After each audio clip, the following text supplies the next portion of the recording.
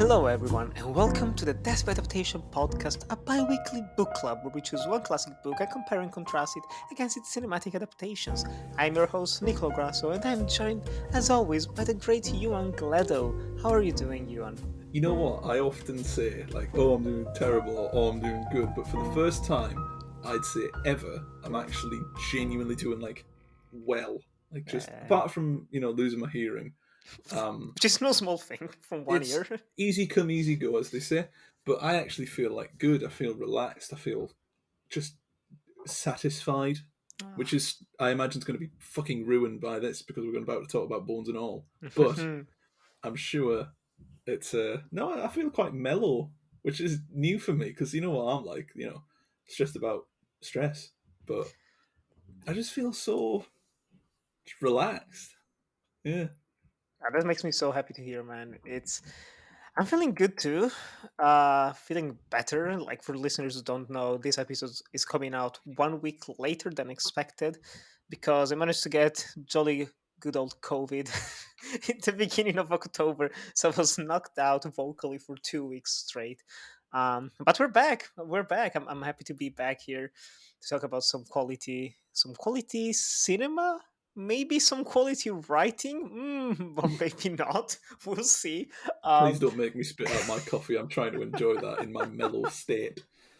it's it is a special occasion um, to be back here and to talk about something a little bit newer, a little bit different, just like we did with Blonde last month. But of course, as always, before we get into this conversation, if you're listening to this, Spotify, Apple, YouTube, Anchor, your grandmother's basement, wherever you are, whatever you're listening to, just consider dropping a like, sending us an email, subscribing, following, message by pigeons. I don't know, whatever rocks your boat. We're always available. We're always free to connect, and we hope to see you soon because we have a good few episodes coming your way very soon, especially one for Halloween that we've already recorded with a special guest that was an absolute blast. So stay tuned for all of that. And now, without further ado, let's talk about Bones and All. Dad! You didn't. When the cops get here, you have to be good and gone. I can't help you anymore.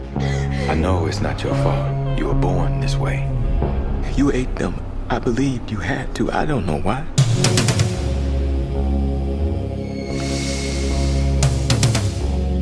I smelt you. I didn't know I could do that. I thought I was the only one. I don't want to hurt anybody. Famous last words. Are there lots of us? I don't actually meet many others. Why did you offer to bring me along? You seem nice. I am nice. Big disclaimer before we jump into Bones and All. We are going full on spoilers with the book and the film of Bones and All. And as you can imagine, a story about cannibalism. This is gonna get graphic. This is not gonna get particularly joyful and happy and clean and family friendly. So explicit content ahead. Viewer and listener discretion is advised. But now, Bones and All, a novel, was written into 2015 by Camille DeAngelis. Camille DeAngelis, who is a certified vegan lifestyle coach and educator, which already sets things up in an interesting way. She wrote this novel, which is a cannibal road trip coming of age story about this young girl, Maureen. She's a cannibal. She gets dropped off by her mother when she's 16. Her mother just basically says, like, you know what? This is too much for me. You keep killing people left and right. See ya. Peace out. And so Maureen decides, you know what? I'm going to try and find my father. I've never really met him. Maybe I got this feeling, this need, this desire, this obsession, this craving from him. So let me look for him. And she embarks on a road trip that makes her meet some dangerous individuals, some welcoming individuals, other fellow cannibals. Maybe she falls in love. Maybe she has some great losses. Who knows? Yuan, Hello. what did you think about the Bones and All novel? The Bones and All novel. What did I think about the Bones and All novel? I thought it was terrible. I thought it was really, we've done about 20 odd episodes of this over the past 2 years, which is mad Yeah. to think. This is the worst book we've done, without a doubt. Yes. Yeah, without question. A lot of that comes not from, surprisingly, not from the thematics and the message at the heart of this, but it is, balance out in a way that is inevitable with people that write for the sake of a message rather than the sake of a story. Mhm. The main issue with Bones and All is that it's just not that well written. It's just not very good. And I'm sure we'll get into the sort of nitty gritty details of that, but the bulk of it is a very dull read. And it's amazing to say that, considering that the content is a cannibal road trip that essentially embarks on, the messages within the book are really worth exploring. There are better ways of doing it. Like, there are notes of this female empowerment that comes through with the lead character that are just really quite remarkable. Mm. However, the writing itself doesn't really remark on anything unique. It doesn't really do anything either for the message it's trying to display so obviously, or for the sort of people that are there just to be scared. There's Mhm. nothing horrific described, despite it being a very graphic place to go. Mhm. All of that stems from bad writing, just plain and simple. Having said that, I am actually interested in reading Camille DeAngelis' non-fiction, which is Mm. Life Without Envy, Ego Management for Creative People, which I imagine I need. So I may give it a go. Will probably be a better read than Bones and All. Yeah.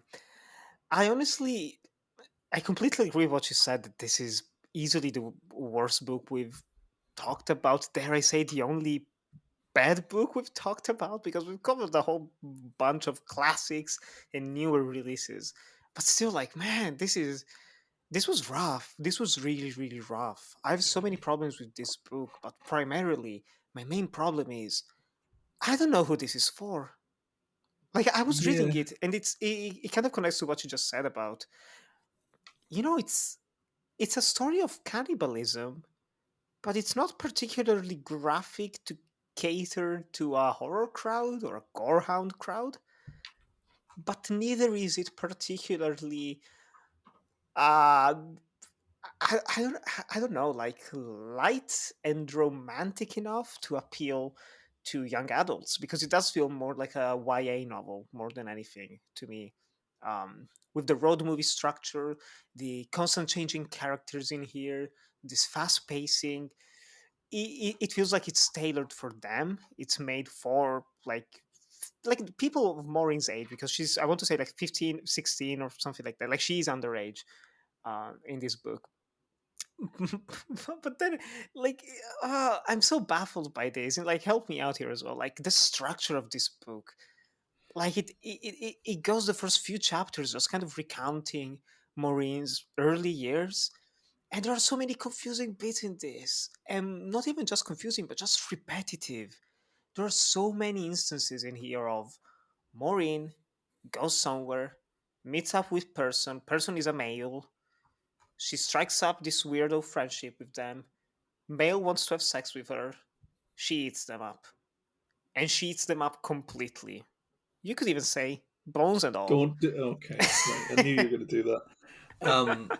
I really wish I could help you in understanding this book, but a lot of it stems from just not knowing where the story's going, despite it being really obvious at the same Mhm. time. It's like you just said there, it's that cycle of, girl meets boy, girl and boy fall in love, girl eats boy, girl moves on, which is, an interesting structure to take, especially in, if the messaging is right, which I think is the issue here, is that Camille has written with the message first rather than the story. If the story had developed into that message, it would have been a phenomenal piece of magic surrealism that engages really well with its structure and its pacing, because the story is at first hand. Mhm. Instead, what you get is a piece that hopes its message will do a lot of the heavy lifting, which in part it does. I really do think that the sort of repetitive structure depends on the fact that people are going to be drawn into this story for its reading, essentially, for its messaging. Mm. which is fine because I think good messaging is a really big part of storytelling. I just don't think it should be the primary objective. If your work can't move people without being obvious, then it's not exactly good. It's not something that flows well. It's not something that articulates its actual message clearly because it's writing for the message rather than for an audience. And you can tell it's very underbaked. The characters are very simplistic. There's just some offensively dull moments throughout this where the dialogue just kind of it's filling time. It's filling pages with writing for no particular reason, and it's neither scary nor graphic like you touched on earlier with cannibalism in mind. It's such a graphic, horrible subject that is depicted so brutally elsewhere and stuff like I mean, I guess the obvious example is Silence of the Lambs and the writing that comes around that. I think we covered that, didn't we? Very early on. We did Red Dragon, yeah. Red Dragon, that's it, yeah. Because I had to watch Edward Norton throw knives at Anthony Hopkins or whatever. Classic scene. Classic scene, unlike Bones and All, which is just sort of a set piece after set piece book. It's really clunky. And the escape of that is, okay, it's clunky, but it might be quite strong in what it's doing, what it's embarking on, what it's showcasing if it is clunky. As it turns out, it's just showing the same thing over and over again. It's just the relationship between Marin and whoever she's bumped into at that period. And the only reason she bumps into them is to progress the story, which is only there to progress a message that Camille obviously identifies with and believes in. I have no issue with the belief in the message or the message itself. I have issue with how it's structured and how it is presented. It's presented rather matter-of-factly and very, very obviously, to the point where it leaves no room for sort of debate, really. It's very black or white. It is, if you eat flesh, you're a bad fella. I'd say that having eaten a salami sandwich about 20 minutes before starting this recording. I don't have any issue with the actual merit of, you shouldn't eat meat, I guess, okay, but I don't think that means I'm a cannibal, if that's what she's inferring, which it does seem like she's inferring that. It's an interesting one because the most baffling thing to me when I started reading the book, I don't know about your copy, but my copy had the acknowledgements right up in the beginning, and I read them, and the author basically just starts out by saying, yeah, this is a metaphor for cannibalism and veganism. Like, cannibals and vegans, they're linked together in some way. And people were just confused when I said I was writing this. But hey, here you are, and thank you to these people. Like, what? What? Are you really explaining the metaphor of your book? By the likes of it, it sounds like you see the character of Maureen and the other cannibals as being pro meat.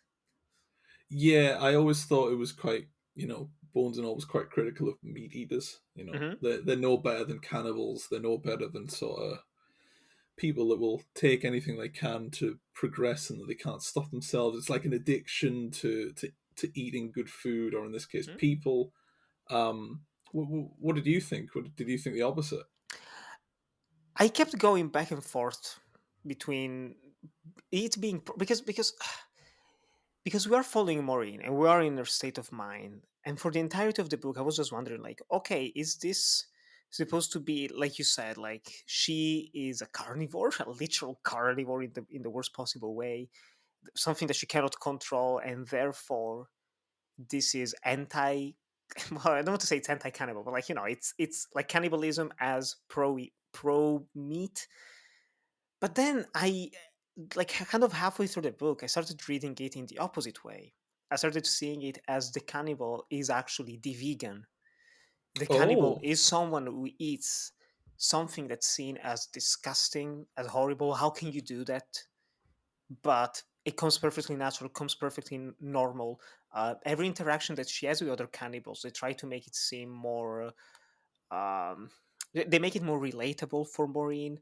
They make it seem like something that, like if we stick together and like this is what we do. There's a lot of people like us, and we have to keep it hidden because it's kind of shameful.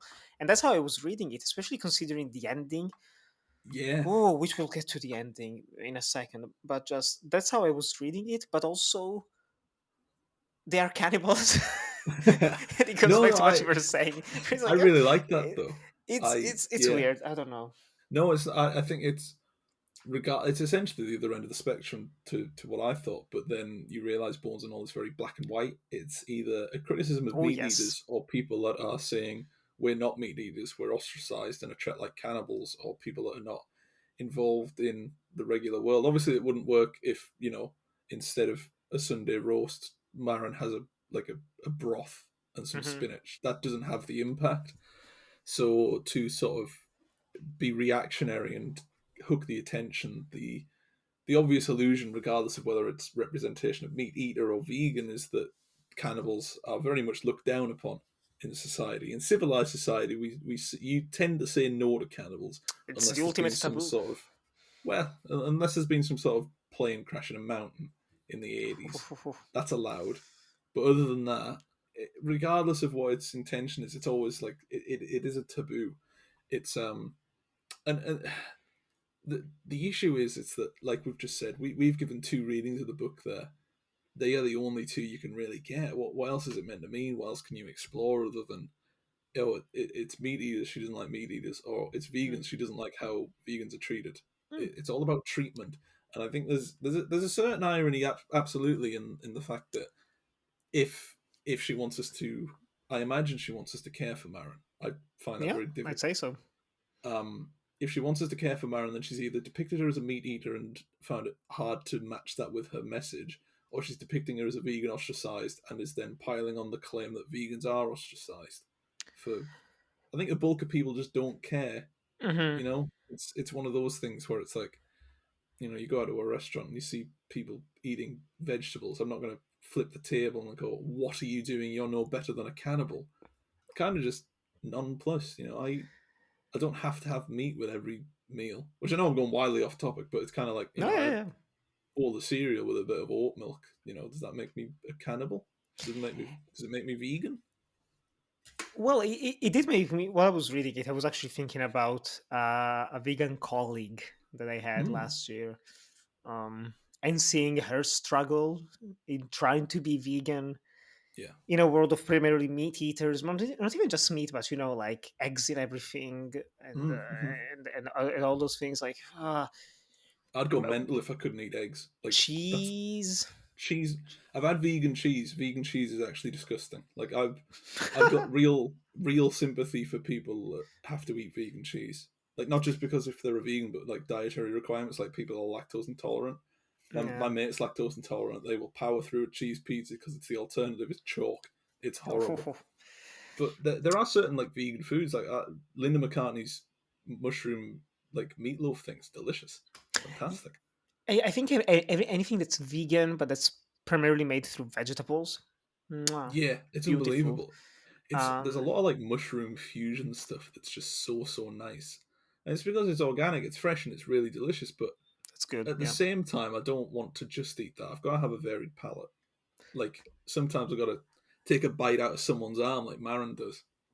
Yeah. And also, I will say, speaking of vegan and food and all that, just I don't know if you've ever had corn, like the Q, corn. Oh yeah, corn's lovely. Yeah.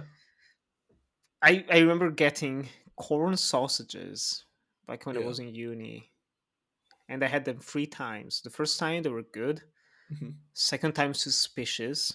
Mm-hmm. The third time I couldn't get past 2 bites. Yeah, there was like those because it's like a fungus. It's like a macro protein. Yeah, pretty much. So it's like something like that. The proteins of vegetables and organic materials meshed into a sausage. And I can't knock them because I used to eat them all the time. Like my mum used to be a vegetarian. She recently just started eating meat again. Like spent 7 years as a vegetarian. Then sort of graduated. She fell off the wagon. She fell off the vegetable wagon. She started eating like fish and like became a pescatarian. And then we had steak night, and she was like, could you get me a steak? I was like, excuse me? I was like, yeah, sure. And it's, it's difficult to break down like veganism as a topic in any sort of art, because it's such a varied, it's not a delicate issue. Like it's a varied issue because there are so many different reasons for wanting to do it. Like my mum did it for, I think it was just like to just see how it was, and then she just stuck with it. Hmm? Like there was no environmentalism behind it. There was no health benefit behind it. It was just I fancy giving it a go, and it was all right. 7 years done. More than fair and Yeah, impressive, I'd say. absolutely. It's like I I could probably like go without eating meat. There's enough variety, but I just like it. And I know that's selfish, but look, I've not got long left on this planet, and I'm going to enjoy myself. I'm not going to deprive myself of a. I've got a nice sirloin in the fridge. That's for Friday night. Finish Oh, work at 3, grill that up, braise it a little bit, just sear the sides gently, air fry some chips, bit of mayonnaise on it. oh man. That'll set you up for a night. That's a nice quiet a glass of red wine. Beautiful. Well, this is making me hungry for dinner, which is in 2 hours. I wish it were Oh, sooner. I'm absolutely starving. I don't know what's on the cards for tonight. Today I had, I had a really nice loaf of cheesy bread with salami on it. But it's like, Ooh, again, nice. just to get us back on topic, it's kind of like is it frowned upon? Is Bones and all really saying that we're like either devilishly villainous for eating meat, or that we're not understanding an issue that's very central for some people in environmental circles? I always think of Joaquin Phoenix Mm. and the documentary, the Dominion, is it called, about the Oh my cows and god, the lifestyle of yes. cattle. Now, Oh, it's obviously disturbing and it's really horrible to see that. The difference between that and Bones and All is that Bones and All has that message. It just has it at its core and it doesn't do anything else with it. There's a brutalism to it that is beyond disturbing. Um, but Bones and All doesn't really grasp that. It doesn't have that moment that'll make people realize, oh my god, this is really disturbing. Which is weird to say about a book that's all about cannibals, that it doesn't have that horror punch to it. It's yeah. shocking more than anything. It's tame. It's so tame, and the Yeah, themes are muddled, and it's so hard to get behind any of the horror because it's like it opens up with basically 2-year-old Maureen yeah. eating her nanny, eating her entire The whole nanny. thing. Like Yeah, the mother comes home and she's like, "Oh, where's the nanny? Oh my god, there's just a pool of blood." And then she finds, I don't know, like cartilage, a piece of the ear in Maureen's mouth, something like that, just stuck between the teeth. And I'm just sitting there like, this is a 2-year-old. She just say that you're a full grown human being, like in its entirety, like an entire human. an Like, there's no actual. rest. Like every time she eats someone, she just then packs up the bloody clothes because that's the only thing she cannot eat, is the clothes, and then I mean, just I'd be quite full, to be fair. I don't think I'd have room for a jacket. it's a lot of people to eat. But just it's ridiculous. It's not even.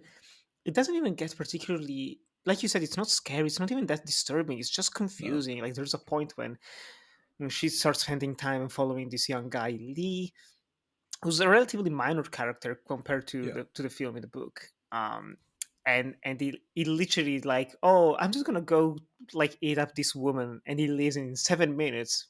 He just ate an entire girl up, and then came back. And there is like this element that if we want to look beyond the veganism, we can look at it through the lens of coming of age and also Yeah. sexuality, because this is a prevalent element in Hmm. the book. The fact that Maureen never has a relationship with anyone. At least she never consummates it in a more conventional sense, because say she does it in the cannibalistic sense. And that's why she almost like puts up barriers with Lee and with the other people that she meets, because she knows that if she gets too close and she falls in love romantically and physically, Yeah. she will eat them up. Like she cannot control her urge. That can be seen as the veganism meat eater that we talked about, but also as just the pure sexuality of it. Which again, like I don't get it, because at the end of the day, like in the final chapter of the book, she's just embracing this side of her that she's going to eat every guy up. Where it's like, yeah, we're Yeah. gonna have sex. Like, I'm just gonna eat you up. Just get ready, man. That's the ending of the book. It's just like, how am I supposed to see this, Camille? Is it good? Because I don't know. Because the way you portray it, it seems like she's, I don't know. Okay, just to kind of clarify things in my head, like Mhm. on paper, what she's doing is good because Yes. she's embracing her own self. She's accepting who she is in Yeah. her entirety. She's proud. She's not really hiding it anymore. But what she's doing is killing another person and eating them up. I don't. Yeah, I don't see. That's where the analogy that she's sort of relying on falls to pieces a bit. Because I do again. It's my biggest issue with Bones and all is how frustrating it is. There are Yes. really, really good, promising ideas here that I have no doubt in the right hands would work. Even in Camille's hands would work. I don't know why we're on first name terms for this because I've tabbed out and I've not actually looked at her name in a while. But there is a quality there that can be adapted by a lot of people where it's going to look at these messages more in touch, like the elements of the idea there, as you've just described. It's the coming of age sexuality. Some of the best writing, I think we talked about this on the Jarvis Cocker podcast all those months ago, Hmm. is that sexuality and coming of age in that sort of spectrum is very difficult to write. It's very difficult to make it look articulate, and it's very, very difficult to make it believable. I always think of Joe Abercrombie with The Blade itself as being a horrific example of what not to write. It's very primitive, it's very basic, and it's very stupid, just like his work. On the flip side of that, you've got people like Roland S. Howard or Peter Silberman or Marianne Faithfull who can write about it with such defiance that it puts everything else to shame. Hmm. And you think about songs like Sliding Through Life on Charm from Marianne Faithfull or White Wedding from Roland S. Howard, that amazing cover.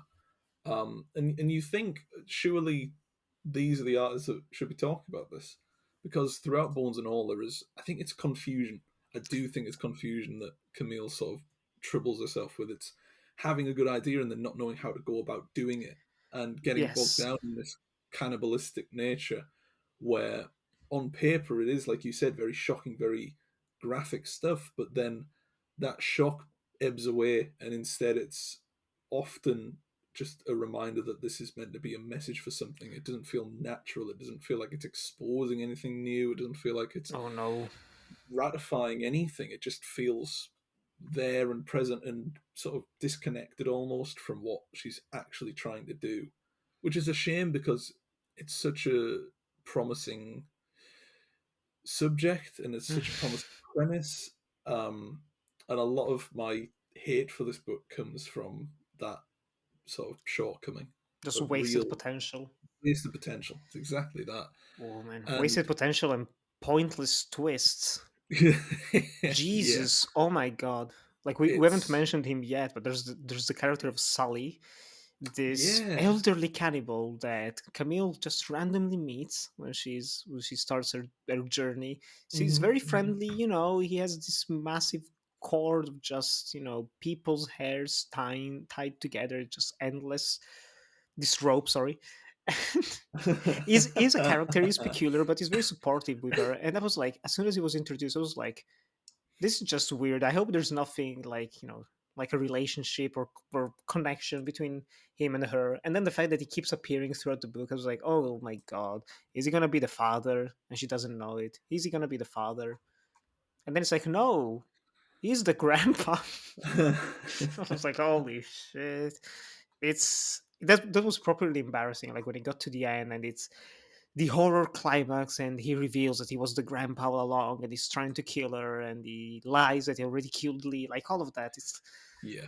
oh, that's when it properly went from like kind of being bored with the book and kind of like there's some good parts in here and there, but I'm mostly like not bored now. That's when it went in properly like actively disliking it. Yeah. That's when I said like, "No, fuck you."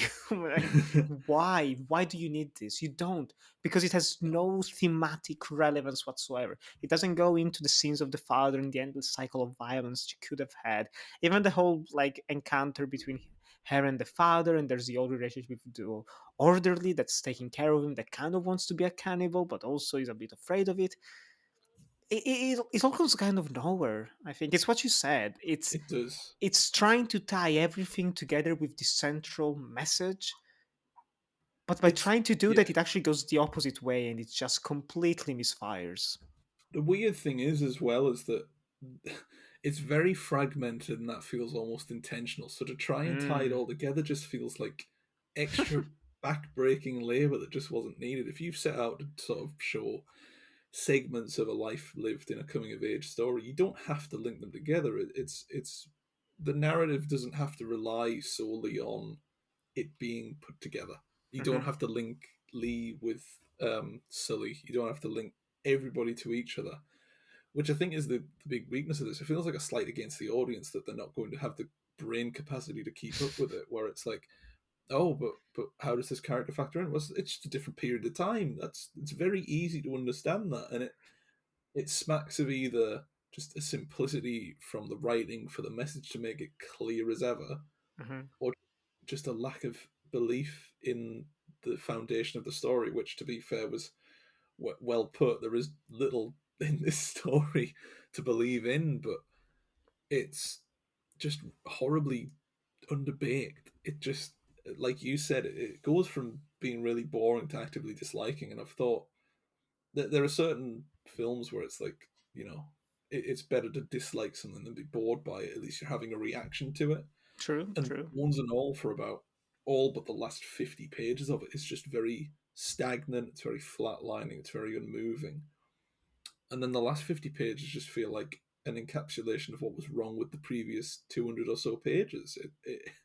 It's beyond the pale of sort of poor writing, which is a shame because I'm sure we'll get into it on the actual thematics, and the actual synopsis is a really good idea, and it can be adapted well.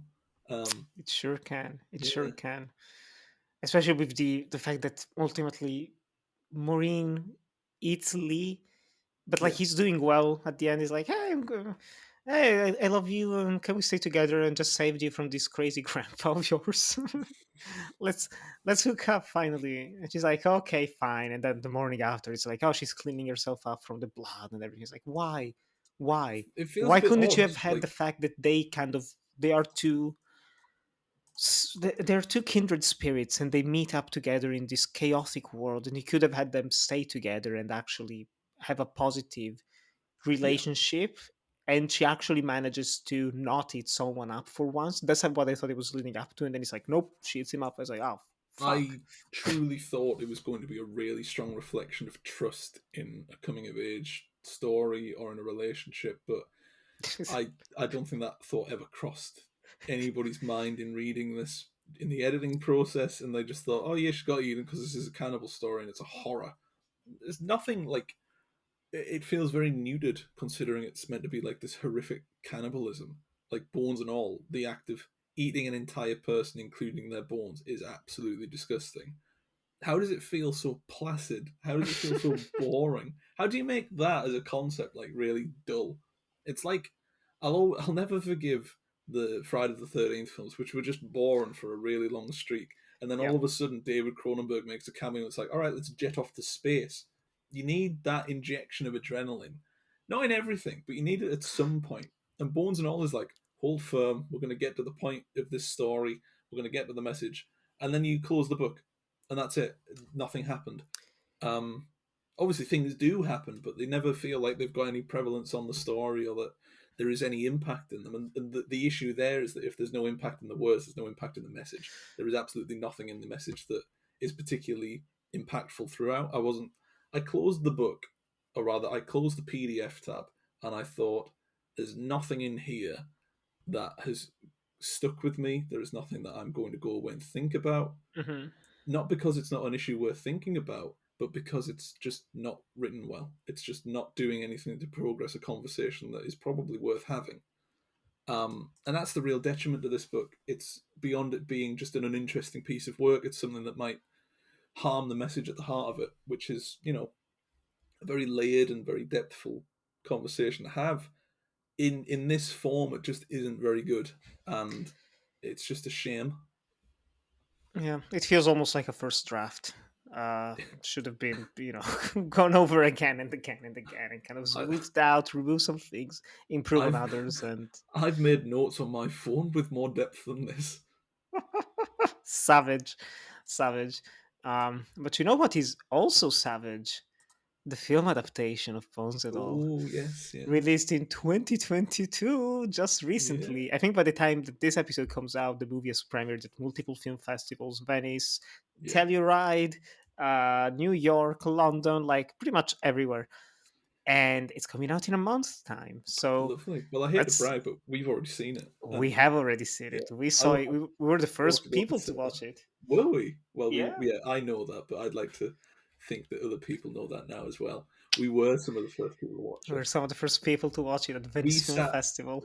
we were sat with people, but beyond us being the first people to watch it, we were sat with people that were the first people to fall asleep watching it, and also the Very first true. people to cough their way through the film. And we were also the first people to do a lot of things at that festival in Bones and All. We were the first people to watch Bones and All, which is kind of mad. I think that's maybe why it stuck with me. Obviously, we were talking before we started recording, and it's quite shocking the films that stick with you at that festival compared to what you see in a review. Yeah, Yeah, it's interesting. this is the Sure. power of Luca Guadagnino, man.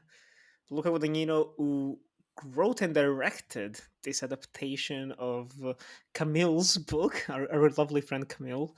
And it stars Taylor Russell as Maureen, Timothée Chalamet, everyone's favorite, Timothée Chalamet as Lee, Mark Rylance as Sully, and then a whole bunch of other people, including Michael Stuhlbarg, Chloe Sevigny, Andrew Holland, Jessica Harper, and David Gordon Green, of all people, everyone's favorite Halloween director. Um, Ewan, what are your thoughts on this adaptation of Bones et al.?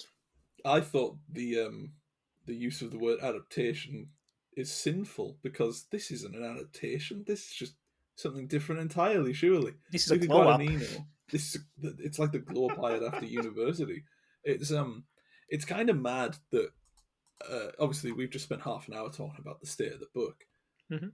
To pull anything out of that is beyond mediocre is a Herculean effort. The fact that Guadagnino, a director that I'm not overly keen on, I think Yeah. Suspiria's fine. I think A Bigger Splash is okay, and I'm Mm. not too keen on Call Me by Your Name. It's like the middling qualities of Timothée Chalamet. I've never been convinced by him as a performer. I've never watched something apart from Beautiful Boy where I've thought, wow, that's a really strong performance. He's more than just looks. But no, Bones and All was very, very good. It's a very strong.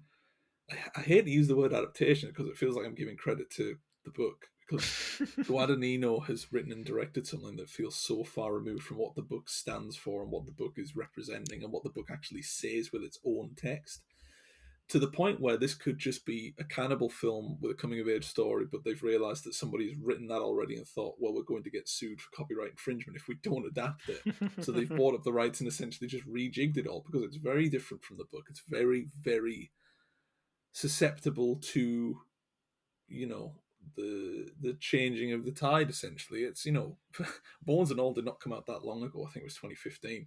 But the conversation has moved on since then, and I think Guadagnino does a very good job of realizing that. He does a really tremendous job of inflicting new emotions and new sort of messages onto that script, despite it being not set in the modern world, not set in the old 2022. Feels like I think it's what 1980s, 90s, something like that. It is the early 80s. That's when the book was set as well. The best way I can describe Bones and All is I always said that Timothée Chalamet would eventually star in a remake of Badlands, the Terrence Malick film. This is just Badlands, but people are getting eaten instead of shot. And I suppose that's the biggest compliment I can give it because I quite like Badlands. Oh, Badlands is amazing. That's fantastic. When can we do Malick month? Has Malick written anything? I don't know. No, I don't think he has. He hasn't written anything. Maybe one of his books is maybe one of his films is an adaptation of something, but I don't think so. Maybe if you want to do like Pocahontas, we can do the New World. Maybe the give him Thin a Red ring. Line. Actually, I think the Thin Red Line is a novel. Thin Red Line's a book. Yes, that's a book. I imagine Adrian Brody was cut out of that as well. For Adrian. Oh, bless him. Bones and All, man. What a film. I was very positive coming out of the screening initially. But the more I removed myself from this movie, the more I've ended up loving it. And I found myself, when we decided to do this, like 3 weeks ago, pretty much, I found myself like thinking back on the film and its entirety, and it made me a little bit emotional, I'm not gonna lie. It did affect me during the screening, but just thinking back on it, this is absolutely beautiful this is like I was reading the book and I thought, you know what, this has, like you said, this has potential.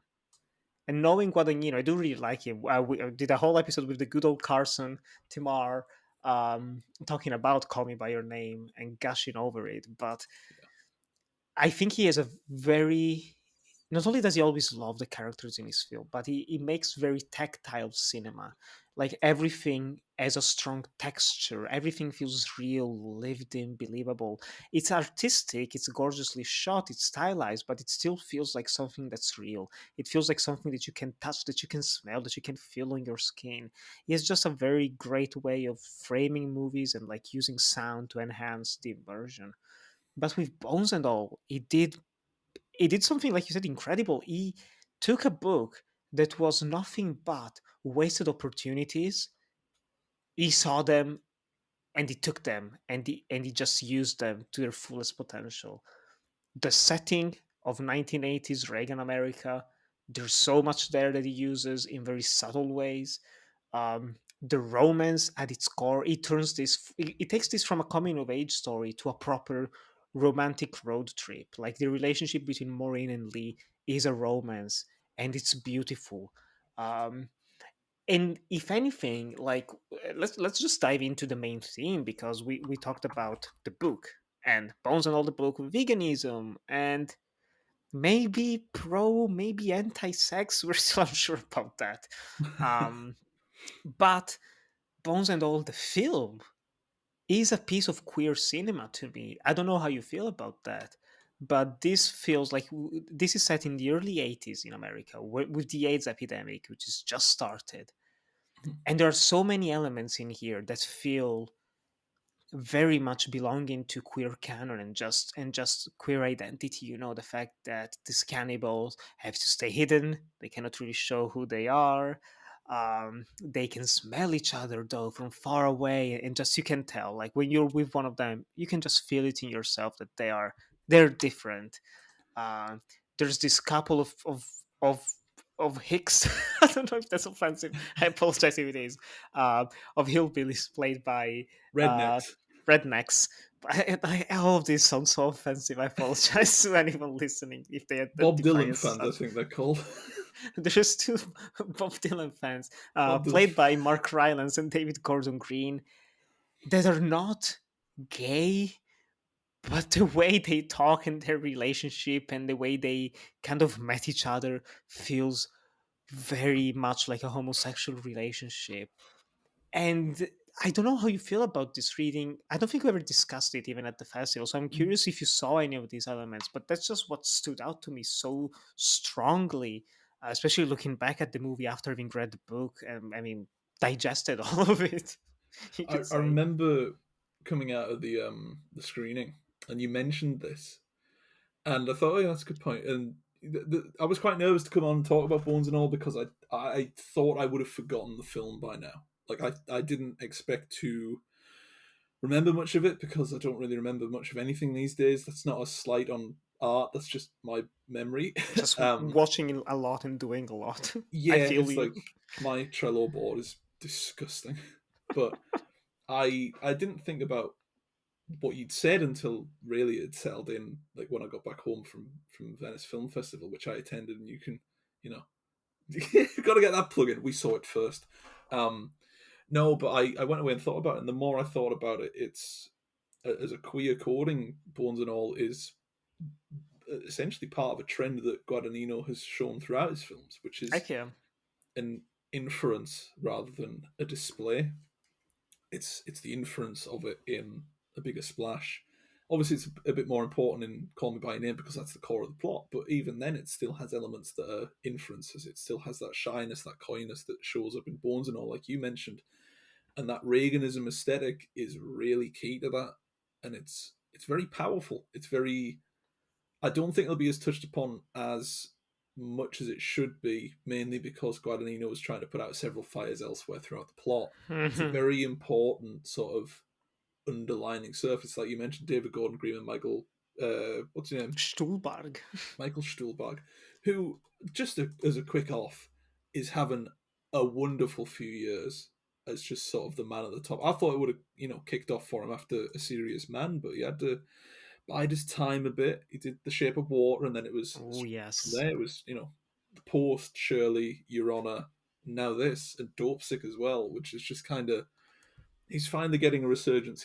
Not even a resurgence. He's finally getting the time he deserves. And considering his one scene in this, it's a lot of big names for just one scene, like Chloe Sevigny, Mm. Michael Stuhlbarg. I think Andre Holland shows up as well. Yeah, he plays the father of Maureen. yeah. Jessica Harper, who plays Jessica the Harper grandmother. Jessica Harper is just so brilliant. I know people say like, "Oh, she dropped off after Suspiria. She didn't really do much." She's in a couple of Woody Allen films. She did Shock Treatment. Yeah. She's shown up in stuff that really matters to people that would consider themselves fans of her, and I do consider myself a fan of Jessica Harper's work. She's just cements that so well in Bones and All, where it's obviously the main theme is going to be that of cannibalism and the reflection that comes from that and the coming of age relationship to it, and that's kind of why I thought it was a bit like Badlands. It's an on the road movie without the sort of buddy mentality. It's a very tense survival type film where I don't want to compare it to Butch Cassidy and the Sundance Kid, because Butch Cassidy and the Sundance Kids is on another level, but it has those remnants to it. It has that sort of, they're on the run, they're not particularly being hunted down per se, like like Badlands and Butch Cassidy show, but they know that if they keep moving, then that element begins. And I think Guadagnino does well to hint at that, and he does well to keep it alive when there is a brutalism to Bones and All's adaptation that is severely lacking in the book. But to go back to that queer coding, I think it's a very consistent element of Guadagnino's directing and part of his plot. I think it's best represented here more than anywhere else. I think my complete not disregard but lack of care for Guadagnino's work came from just not being particularly interested in his plot.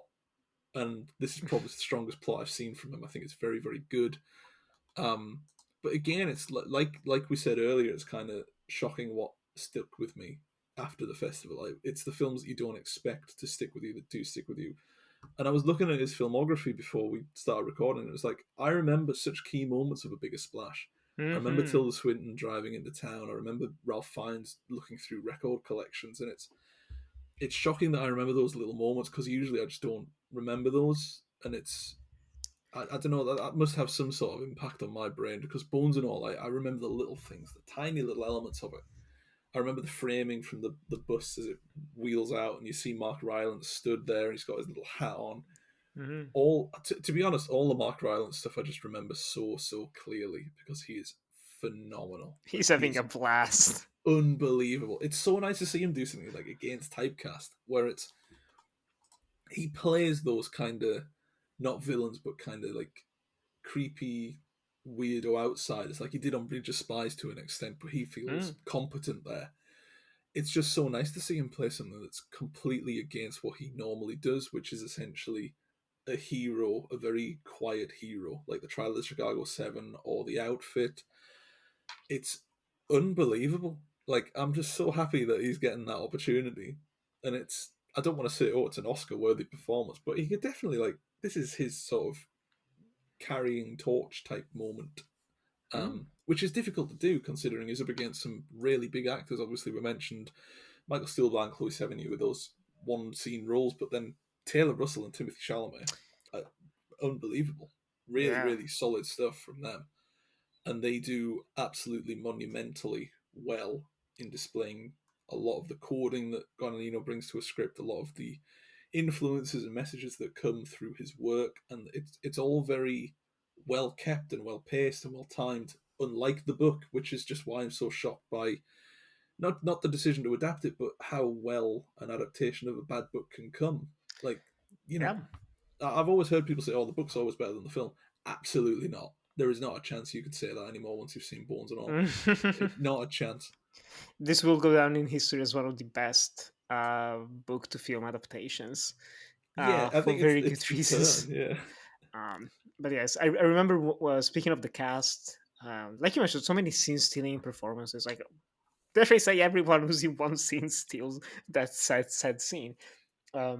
But I went on record last year on Clappercast, the Clapper podcast, where we talked about Escape Room Tournament of Champions, and I went on record saying Taylor Russell is fantastic in this film. She gives it her all, and I think she will be phenomenal in whatever she does next. I don't even remember if I name dropped Bones and all. I don't even know if she, if I don't remember if I knew she was going to be in this film.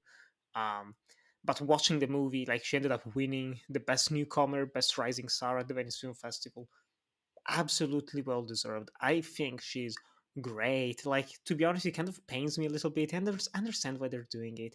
It pains me that the marketing is selling this as Timothée Chalamet's movie, because Timothée Chalamet is gonna get the young girls in the butts in the seats. Um, but that's it's not his movie. And even though he's great in this, like I have to say, probably again, it's the power of Guadagnino, the second best performance of his after Call Me By Your Name. Everyone watched both of them relatively close to one another. I think he gets something different from Chalamet compared to all the other directors. And but Taylor Russell, like she's fantastic. I think what Maureen was lacking in the book was a real sense of agency. Like she feels a bit passive, like she's constantly like, oh, someone's helping me out, hey, this is happening, oh whoops, they die, I'll just move on. And she moves on, and hey, this other person's helping me out. Like it's very repetitive. But in this one, like she feels like a real person, like a real character, with feelings, with emotions, with contradictions. There's none of that nonsense of her, like eating everyone that she's with. That kind of actually plays with the queer codedness of the movie. The fact that it opens up. I remember talking about this with a friend who saw it at the festival, where there's basically this sleepover that she escapes to. The father doesn't want her to go to a sleepover, and that's also against. So many small tangents, but like the gender reversal of father to mother and vice versa. Like here, she starts off with the father and she ends up looking for her mother, which is different from the book. But she ends up sneaking up to this sleepover, and there's this sense of intimacy between her and this other girl when they're under this table just chatting with one another. And this friend of mine was like, oh, I thought it was going to be like a lesbian love scene or something, but then like Taylor Russell just bites her finger clean off, which is glorious. And that's what I knew. Like, this is 5 minutes into the movie, and that's where I said, yes, this is everything that I wanted from this adaptation. This is going so well. Please don't mess it up, Luca. And it didn't. Like, everything in here is an improvement in terms of characters, in terms of horror, which kind of ties into what we talked about earlier and a question that I want to ask you, because the book, like they eat up everything. It's like 7 minutes they can eat up a girl. These cannibals, impressive. That's like a competition, eating competition achievement, we could say. But what I like in the book is that the cannibalism is very raw. It's very real. It's very graphic without indulging too much in the violence. Like you see enough.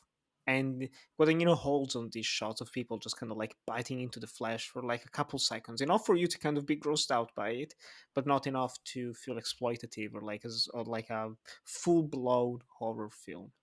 Um, which kind of ties. I want to connect this with the scene that we mentioned of Michael Stuhlbarg and David Gordon Green, which is the scene where they talk about, the title of the movie, which is a scene that's Yeah. absent in the book. And it is a standout moment in the film, but just bones and all.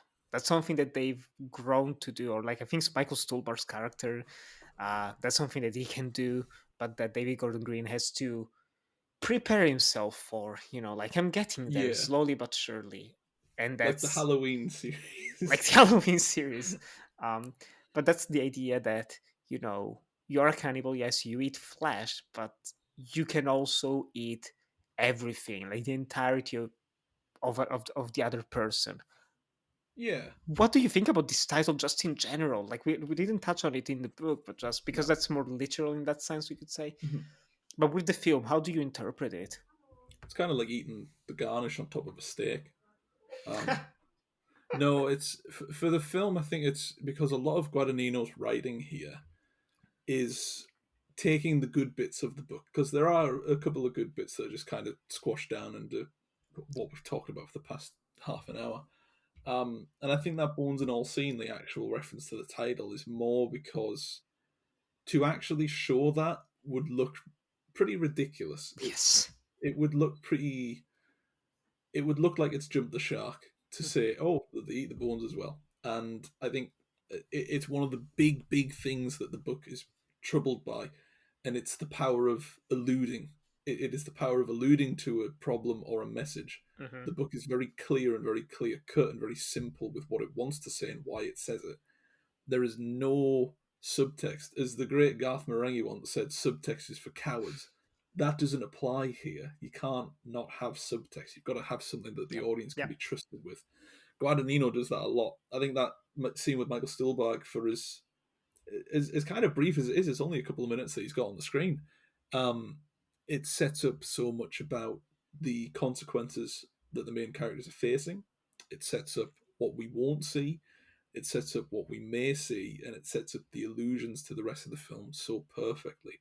It's such an important scene that actually moves the story not just further along, but away from the negative aspects of the book, shall we put them. It's a very clear indicator that Guadagnino has gone, okay, this was a bit too far. This was something that just doesn't make sense to show. It's tell, don't show. Obviously we've always been told show, don't tell. There are parts of it that need to be refrained from, not because it might be too brutal or too violent, but because it just would be too much. Too much in the sense that there is already so much going on that you don't need that extra step. Great if it needs to be there as like sort of a narrative solution. You don't need to show it because you can get bloody and violent and gory without all of that and actually make this a proper horror, which it is. It feels very tremendously horrific. And to do that with the without the actual bones and all aspect, which was the main focus of the book, is a rather obvious telling of the fact that it just wasn't needed. Cannibalism at its core is very horrifying. Films have shown that time and time again. You do not need to expand on that because it is a constant horror. It's quite grim in the same sense that murder is horrible and it's quite grim. It's always going to have that shock value if it's done right. And Guadagnino makes it a very active, and I imagine he's tried very hard to make that active choice, but he's managed to make it so consistent and has persevered in making it something that feels quite ominous. He's managed to take the title of a book and make it ominous without losing the necessity of it being its title and having an impact on the plot.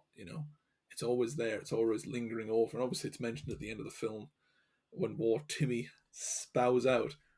But you never see that. You never, it's alluded to, it's mentioned, and it feels quite consequential when it is actually mentioned again, rather than being just sort of part and parcel the experience as a whole. You get a lot more from it being, oh, that's something that could happen, and never seeing it than you do of it's happening every time. That's just the norm, because it just makes it sound a bit silly. Like you said, it's like she ate an entire babysitter when she was 2. That just, you've got to think within the structure of the real world, Unless you go full blown surreal, absurd, whatever. But that's not what the book is. I've seen a couple of people refer to this as magic realism, and I don't actually think they know what magic realism is. I think I called it magic realism earlier on. I'd like to retract that remark if I did. I can't remember, but I think people call it magic realism because I imagine, magic realism also implies that you could eat an entire person, including how many bones do people have? 226. It's a lot. It is actually it's a lot. That's in quotes on the next medical journal. How many bones? It's a lot. A lot. I'm sure it's 226. That's like one of the few things I remember. How many? 206. Yeah. Oh, I've got 20 extra, so I'd like to see them try and eat me. Yeah, no, it's Guadagnino has made a lot of resourceful changes here. It's really quite crucial to the survival of this film. Obviously, like you said, you mentioned Taylor Rusell, and the prediction over her being like the next big thing, and it's quite rightly put. I think she's done her work in sort of the coal face of bad movies. She did Dr. Bird and she did Hot Air, and for the 3 people that have seen both of those films, you'll know exactly what I mean.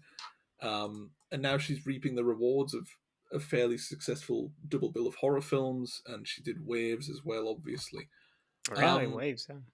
She, of course, did Pants on Fire, the Disney Plus film, with Bradley Stephen Perry, who was, Dark Days. But Taylor Rusell is definitely. I don't like making predictions, but like this is the one where I feel absolutely certain of it. She's on track to do absolutely brilliant films after this. Does not feel like a star that you can diminish. I remember saying to you that that was like the best newcomer performance and that it should win the award for it, but obviously it didn't. I've no doubt that this is like the first step in a series of big films that you Hmm. need. You know, people think, oh, well, how did Timothée Chalamet get his start? Well, it's like, you know, he also did a bit of hard work in the start. He did little bit spots in Interstellar and Ladybird and then built up from there. You didn't get a feeling for his first proper film until Call Me By Your Name, but of course, you know, that was astronomically huge for him. Taylor Russell, Bones and All feels quite similar for her in that regard, where it's Yeah. she's done a couple of small films, she's had some bit parts, she's had a couple of supporting roles and even a lead role. Now it feels like it's getting expansive. Now she's at that next level where people are starting to pick up on her as a household name rather than just a name that appears in films. Hmm. Timothée Chalamet is, like it or hate it, a massive, massive name. And to have first billing over him is kind of a clear indicator of where you're headed.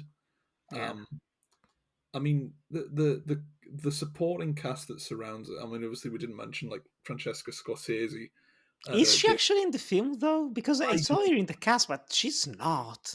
I'm just going off what Letterbox is saying here. That's my source. Letterbox lies because I was looking up, like I was reading some other people as well, but they were like, "Is she in the film?" She's not. I don't know if there's like cut footage maybe of her. Uh, Letterbox lies. You're telling me that the website with the top 3 reviews totaling a whole 9 lines on Bones and All is yep, a bad website for a yep. user base of that size. Goodness me. Sadly, Yeah, it's pretty grim, but that's by the by. I will have to do another offshoot podcast where we talk about the state of film criticism again to discuss that one.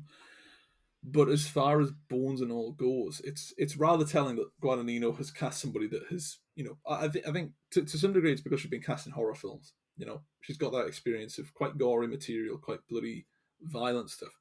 But then to surround that lead role with real like stellar quality, like you have Oscar winners, you have really dependable supporting characters that are happy to be a bit player when they've had leading roles before. It strikes of a quality that's quite rare. And at the same time, you know, it hasn't blown me away. I thought it was really good. It's like, I probably won't watch it again, but it's really good. I can't quite put my finger on what I don't think there's anything I dislike about it. I just think some of it is, you know, fine. I think it has its highs and lows, Mhm. but it's overall it's a very good project that will no doubt be adapted horribly by Timothée Chalamet fans who swoon over the man currently feasting on a man in a forest They're or a the real cornfield. cannibals. Sorry, the real cannibal are the friends we made along the way. Hey, Still, it's been years since that came out. I still don't know where that quote's actually originally from. I don't know, but I love it. I love it. Um, yeah, no, a lot to unpack there that you said. Mm-hmm. But to kind of bring it back to the original question of just the title Bones and all. Yeah, I agree with what you said, and I kind of see it as well as something maybe even more romantic, you could say.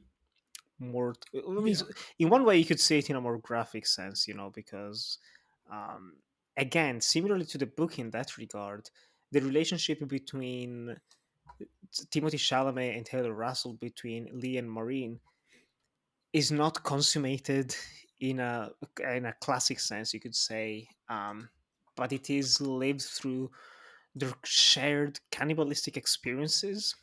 And again, in terms of like gender bending things, like the scene in the book where Lee kind of flirts with an annoying girl at a what is it, like a carny thing, like a carnival, yeah. um, and he takes her away, and that's where he eats her up in 7 minutes. Like in this, it's a guy, it's a man, and there's this whole like scene where he's receiving oral or something like that. Like it goes for it, and it's impressive. Like damn, Luca, go for those gay scenes. Um, but again, the idea of bones and all, like you could see it in that queer sense of, like, fully committing to kind of not shying away from who you are and living a full sexual act, you could say. Yeah, But also, I see it as the more romantic I think it's also something that they talk about in the film, maybe marginally, but the idea that by eating everything of a person, that person will forever be a part of you. And that's Yeah, something that, personally speaking, at least in terms of cannibal fiction, that's something that has always fascinated me. And that's something that I've been working on. Like, I've been writing a script on this basically for over a year at this point. It's a romantic cannibal tale, and I remember reading you Luca Guadagnino's cannibal movie. It's like, fuck, oh fuck, he's coming for me. And then I read the book and I was like, oh no, it's different. I'm safe. And then I watched the movie. I was like, no, damn it, he did it. He did it. The two stories share very similar themes, but that's something that probably that's why I ended up loving this film, especially over time. It's just this idea that, he doesn't go for the shame that's present constantly throughout the book by Camille DeAngelis. He makes it very romantic, very tender and emotional, like this feeling of fully becoming part of someone else. It's lovely, and it all leads to the ending of the film, which is heartbreaking. Like, consider the book that we talked about. It's like, oh, uh Lee and Maureen are like, yeah, we killed the grandpa, everything's good, and let's just, have sex. Oh, whoops, she eats him up. That's it, which is very anticlimactic, not earned, I'd even say. But then you get to the film Bones and All, and first of all, there's no grandpa relationship. Sully, Mark Rylance' character, is just an asshole, very creepy, very uncomfortable, a stalker who ends up finding Maureen after she kind of tells him to fuck off. Uh, and it all leads to this climactic encounter that maybe leans a bit too much in horror tropes. You could say that's kind of what I didn't like about the movie. There's like a couple jump scares that I could have done without, to be fair. But that whole fight ends with Lee getting fatally wounded.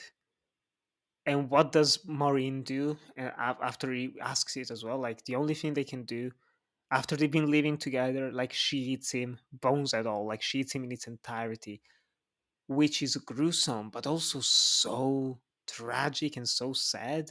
And there's this song, and I was obsessed with this song like a couple days after listening to it, and it's original, which annoys me because I want to get it out of my head and I need to listen to its entirety. I've been looking at the lyrics, like it's an original song for the film, but basically the final lyrics say, "For a minute, you made it feel like home," and it's just those lyrics. It's like, oh, and that's where he basically Guadagnino, kind of like as a closing statement, he took a book about, uh, veganism and coming of age, whatever, and expanded upon it to tell a story of first love that will forever be a part of you, that you will never forget.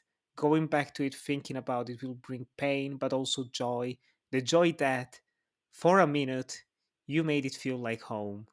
And that's just like when I had this realization last month, just thinking back on it. That's when I was like, I'm just thinking about it right now. I'm getting shivers. Like, fuck, man. Like, Luca, you did it. You beautiful bastard. Ah. it's an experience that, like you've just described there, it's kind of the intimacy of that goes beyond just, oh, it's a cannibal piece. It is the having it part of someone's life for the rest of it. It's very, very depthful and it's very well explored. And I think for people that have had that intimacy and that sort of feeling, it's very, very well done. I mean, I won't go into the details, but you you know what I'm talking about with regard to me and all that.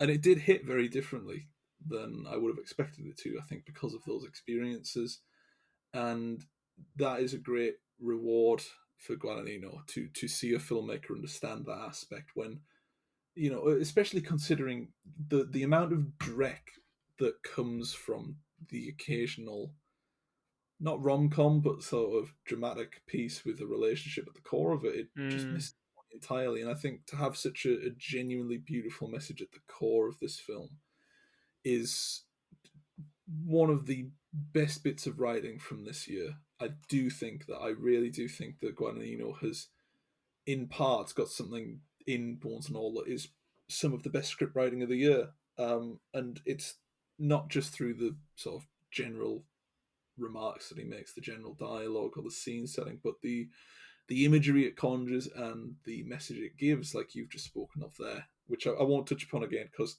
I'll just mumble through and not remember where I am and then break down in tears.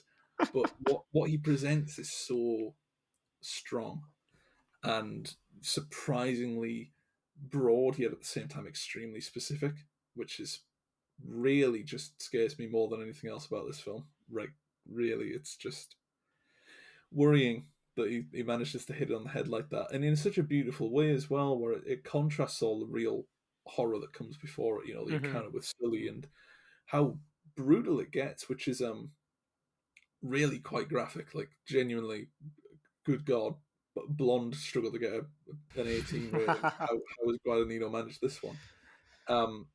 Obviously, his influence over Suspiria come through in that portion of. I imagine he had some gallons of blood left over to use and just thought, fire it in there, lads. But to do so sets the scene for. It literally paints a picture with the sort of bloody aftershock. And it's very powerful, it's very moving, and it's not many films that can move like that. It all comes down to writing. It doesn't matter who you've got on the performances there, anybody could manage the depth of that because it is that strong. It's a particularly strong moment. I think it's best to leave it that way because, again, just to go back to the subtext point, it is all about subtext. It's the matter of managing a note of influence earlier on. It's called foreshadowing, and Bones and all the books should have tried that. But we're asking too much from her. Far too much. Subtext is for cowards, after all. It's really amazing how simple a change it is to just hint at something rather than develop it fully in one part of the book and just go again later on. Yeah, it's rather telling what it's simple storytelling structure. It is basics. It is not giving your audience all the information at the exact moment they need it. It's letting it linger, letting the characters know more than we know. This is simple stuff that's been done for decades, centuries in the case of books and stuff. Yeah. The fact that it doesn't happen in Bones and all the book is shocking. The fact that it does happen in the movie is even more shocking, because I imagine Guadagnino has read this and thought, right, okay, I had a script like this anyways. We'll buy up the rights, add some characters in, and then sort out the story, because it really did need sorting, and it gets sorted very well. It's very moving, it's very graphic, and I think it's, again, it's going to be one of those films that people misrepresent for the sake of Timothée Chalamet and their Twitter feud with anybody that says they don't love him. And it's a shame because, the relationship at the core of Bones and all isn't really the point of it. It's the aftershock of it. That is where the nail is hit on the head, and it's a shame that so many people are going to go, oh, I'd love to go on a road trip with Timothée Chalamet and eat people with it. When the real message is keeping someone that's not part of your sphere of influence as a part of you, which is just very, very strong. It shows a lot of intimacy on the part of the characters, and then there's a layer of regret to it as well. Where the right people have regret, and I think it does a lot to humanize a character that would be seen as particularly villainous in the wrong setting. Cannibal is particularly a protagonist, of course, but to show regret through a character like that, and like the father as well, shows a sophistication that I didn't expect. It shows something that only comes through in a contemplative moment, and there are plenty of those in Bones and all, where you see something that feels quite divine, quite calm, and then you remember that these people are saddled with this problem, and that they've got to keep eating people, and all these new problems come through and come firm. But it doesn't take away from every moment that's like that. It only takes away from a couple, and the impact it has there is that Guadagnino is then able to really shore up what he actually wants to say about the cannibals at the heart of this, which is not, don't eat meat. It's more keep someone a part of your life for that segment. And I think he does that really well with Chalamet and Rusell. Yeah. What a film, man. What a film. Good stuff. Really good stuff. Good stuff. I quite enjoyed. Was that the day we got attacked by wasps? Or was that the day after? It was many days. I want to say it was after, though. That was the day where we had to rush to get to this screening, and I'm glad we managed to get when you in. abandoned your child. Yes. when you Daniel Day-Lewis your way across on a ferry, I'm like, I'll get a left ferry to get to Chalamet and Guadagnino. I cannot an miss it. Englishman that can speak half a word of Italian in a queue with Italians just went, "Buongiorno, uno tichetto," and away I went. No tichetto. Yeah. Oh man. Yeah. That was memorable day, memorable viewing experience. It was a lot of And fun. it was Yeah. fun. I cannot wait to watch this movie again as well, to be honest. I can't wait to hear about you watching it again. I'm a busy man. I've got like 30 different screeners for films I know will be shit. Oh man. Which leads me into one final question then, which is, I mean, I already know the answer, but Yeah. Ewan, which is best, the book or the film of You know, Bones and Nick, All? I'm glad you asked that because I'm quite unsure. I would say that the film is better than the book, just by a thin margin, mainly because the film is actually good. And the book is not. Yeah, I think it's not just that the film is good, like on its own as a standalone piece. If we weren't comparing it to the book, it is just a good film. Oh yes. I'm even more impressed that they've managed to get a good film out of it, considering the lack of quality in the adapted piece. It's, make no mistake, like, you know, I've not read thousands of books like I've seen films, but I've read enough to know what good storytelling is. And that sounds very big-headed, but it kind of has to be, because you can tell that Bones and All is not a well-written story because of just kind of the appeal it has. It feels very much like it appeals to an audience that is younger than me, I guess, is the trade-off. But then why are you writing a book about cannibalistic intentions and gory, gratifying behaviour if you want to appeal to that, and you've got such a wide message to have that appeals to everyone? It just gets filtered down from there. It's not a good book, and I think that actually does elevate the film somewhat to being better than it actually is. Because, you know, I finished Bones and All and I thought it was pretty good, the film, and then it was after reading the book my first thought was, wow, Bones and All is a really good film. So there is a layer of me being really impressed by Guadagnino now on that film, which I didn't have before I read the book. So I would recommend you read the book if you like the film, mainly because you can then say, oh my god, I really like that film. Yes. I completely agree. Like, Guadagnino did it. He made something beautiful, touching, emotionally resonant. I think this will be, unlike the book, which is like, it's so hard. Like, we try to talk about the book for like 40 to 50 minutes. It's so hard to properly dive into it and understand, not even just trying to understand what the writer was going for, but just like getting something out of it. You get to the end of it where you just feel hollow, and that's the opposite of the film. Like, the film leaves you with so many emotions, so many things to think about. I think there are going to be some great articles analyzing the romance, analyzing the queer themes, even all the gender swaps, and maybe even a feminist angles, considering that the mother is the one that's locked up in an asylum and who's a cannibal. So much to unpack here. So many feelings to feel, which always is always great. Sometimes I feel like I'm dying inside, but then it was something like this, and it just makes me feel alive. And it reminds me of the past and so many things that happened.